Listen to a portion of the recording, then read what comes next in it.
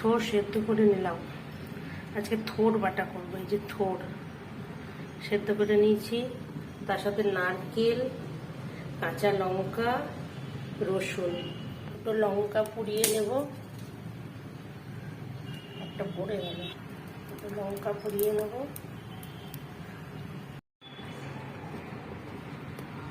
থোড় সেদ্ধ করা থোড়, আজকে থোড় বাটবো, সাথে নারকেল, লঙ্কা। ঝালটা তো আমি খুব ভালোবাসি, ঝালটা একটু বেশি দিই। রসুন,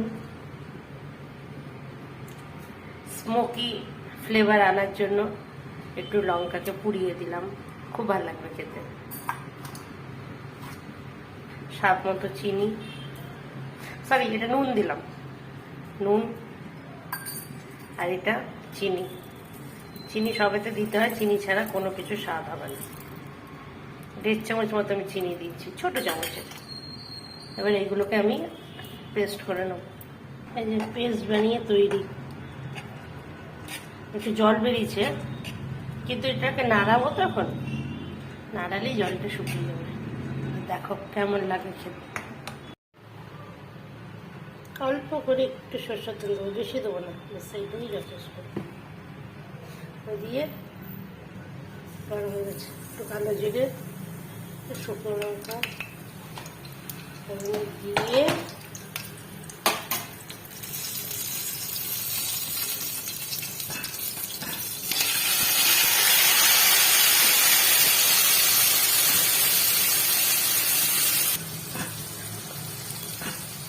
সামান্য একটু হলুদ দিলাম, লঙ্কা দিয়ে।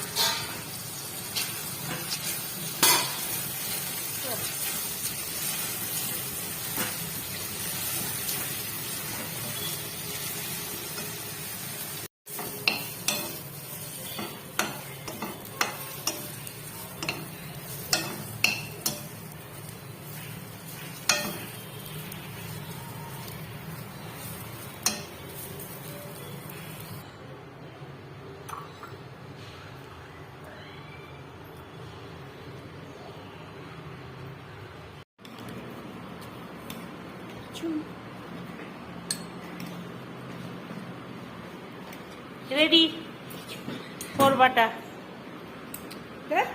কাম বসো।